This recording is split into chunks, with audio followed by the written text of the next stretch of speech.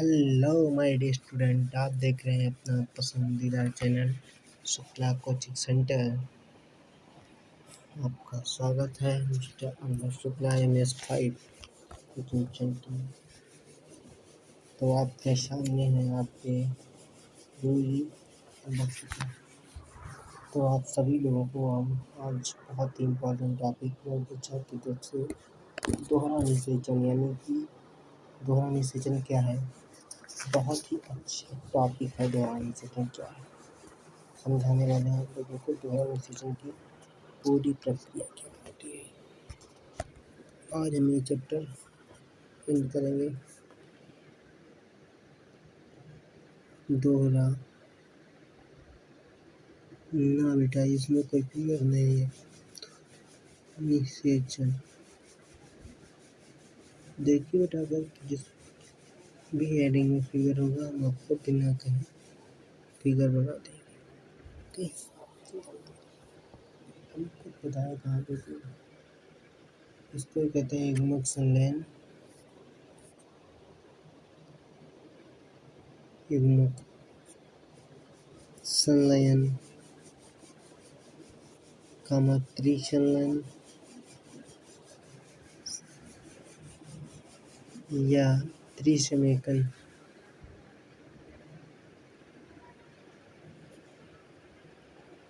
ये भी आप लोग समझ जाएंगे जब आगे के बारे में लिखें तो आप लोग ये बहुत ही आसानी से समझेंगे। त्रिसमेकन तो शुरू करते हैं। चलो,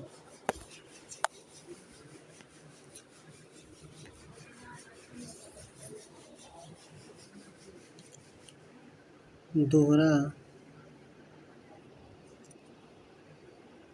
निषेचन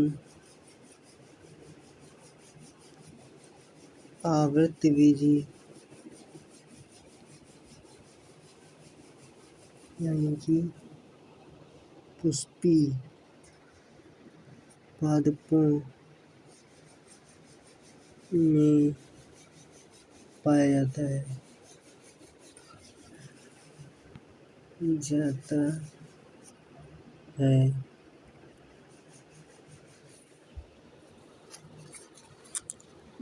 क्योंकि हमको पता है रखा है, क्योंकि एक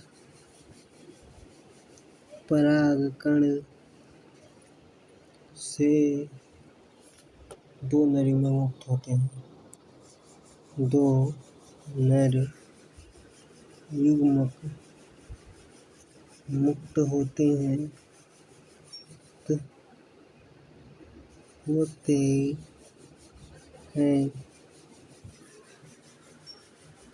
क्या बच्चा 1 मिनट में लेट। ओके, अब साफ दिख रहा है बच्चा। दो नर युग्मक मुक्त होते हैं। पहला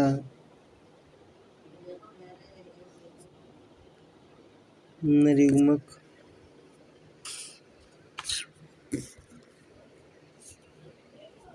यन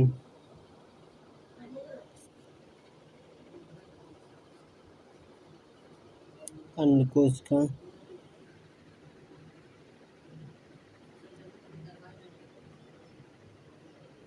यन से अंडकोश का यन से संलयित होकर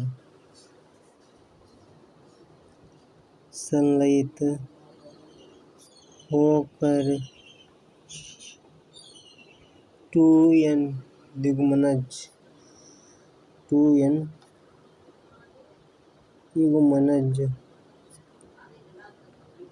युग्मनज का निर्माण करता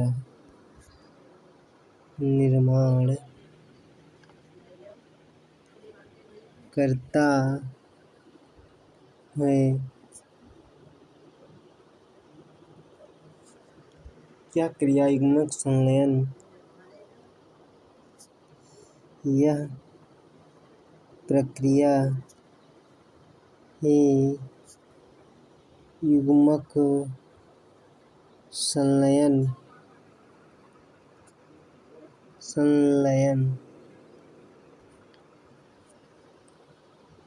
या संयुग्मन या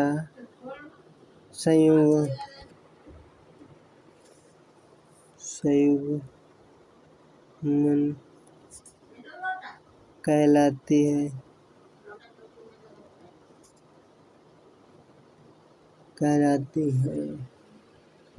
दूसरा नर युग्मक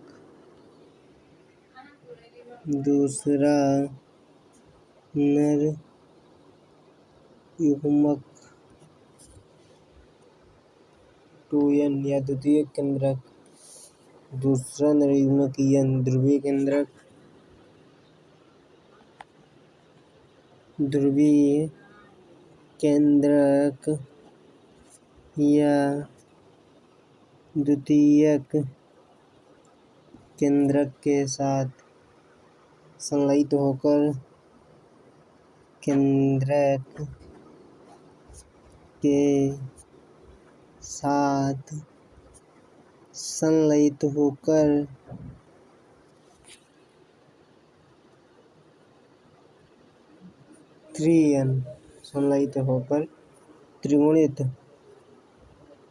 त्रिगुणित यानी कि 3n प्राथमिक भ्रूण पोष केंद्रक। प्राथमिक भ्रूण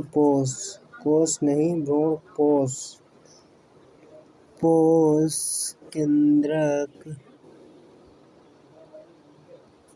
का निर्माण करता है।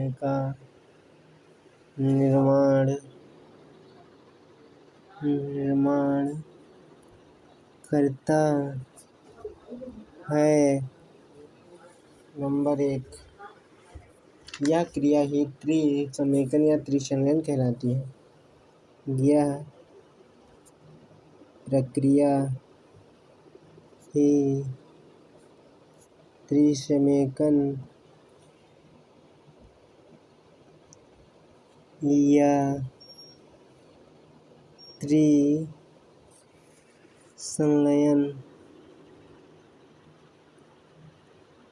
कहलाती है।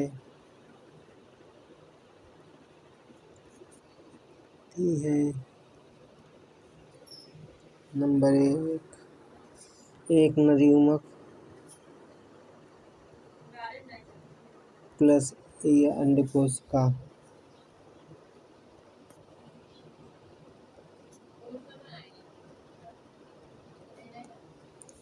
ये भी n है और ये भी n है,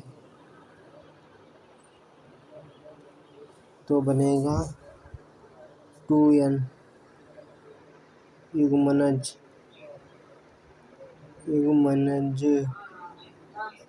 2n युग्मनज बनेगा।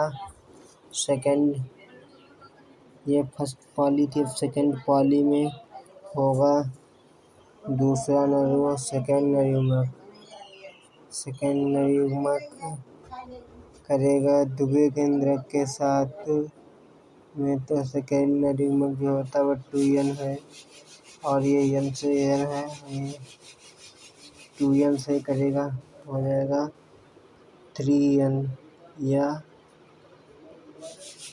प्राथमिक भ्रूण पोष केंद्रक। प्राथमिक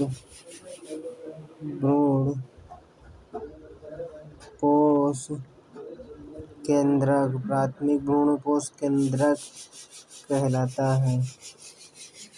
इसे ही द्विनिषेचन की क्रिया की खोज द्विनिषेचन क्रिया जो थी इसकी प्रोसेस की खोज किसने की? द्विनिषेचन क्रिया की खोज नवासिन ने सन 1898 ईस्वी में की थी। 1898 ईस्वी में की कहाँ पर कि इन्होंने ये लिलियम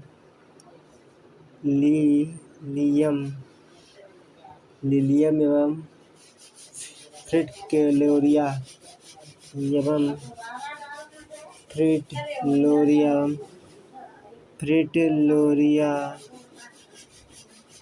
पौधों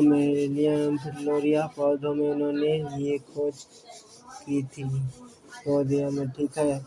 और युग्मक संलयन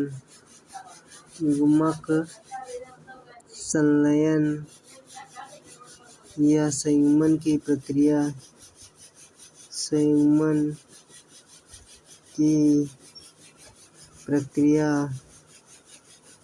की खोज की थी स्ट्रासबर्गर ने। इन्होंने निषेचन की भी खोज की थी, पता लगाया था निषेचन का। हम बात करते हैं द्विनिषेचन का महत्व। द्विनिषेचन का महत्व क्या है? द्विनिषेचन का महत्व, जल्दबाजी नहीं करनी है। पॉइंट नंबर 1,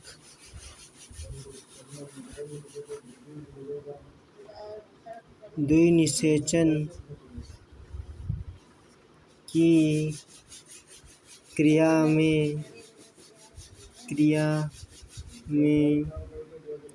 होने वाले त्रिसंलयन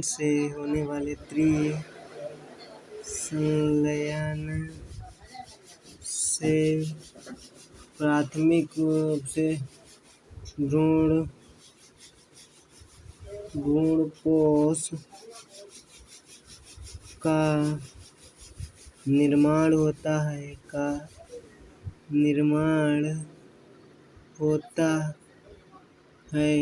जो विकासशील भ्रूण को पोषण प्रदान करता है।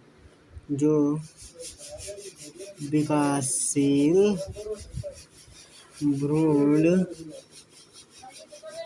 को पोषण प्रदान करता है, इसीलिए पोषण ऊतक है। इनको पोषण प्रदान करता है और विकासशील परागकणों को पोषण प्रदान करने का कार्य टेप्टम करती है।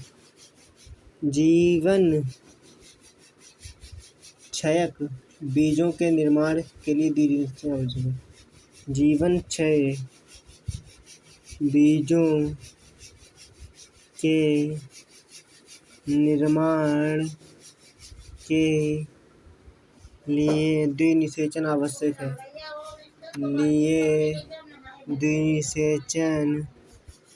द्विनिषेचन प्रोसेस ये आवश्यक है। नंबर 3 पे आता है, द्विनिषेचन की क्रिया में सत्य निषेचन के पश्चात द्विगुणित बनता है और जिससे भ्रूण का निर्माण होता है। द्विनिषेचन की क्रिया के पश्चात द्विनिषेचन की क्रिया में सत्य निषेचन के पश्चात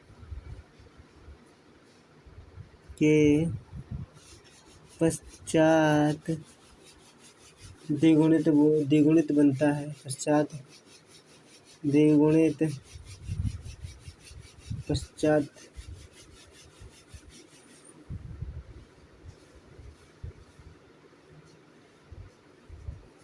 ये पॉइंट गलत है, इसको हम लोग नहीं लिखेंगे, हम दो पॉइंट समझेंगे। इस पॉइंट में थोड़ी मिस्टेक है, इसको हम लोग आपको बाद में बताएंगे। तब तक के लिए 2 पॉइंट देखते हैं। ओके, तो कैसा लगा आपको हमारा वीडियो? अगर चैनल पर नए हैं तो वीडियो को लाइक और चैनल को सब्सक्राइब कर लीजिए, शेयर कीजिएगा। वो बच्चा देख ला, दिखावा तनी देख ला, अब वही दिखावा तनी, रुको। एकरा नहीं के समझता। सही बा, बिल्कुल सही बा। Thank you. Good bye my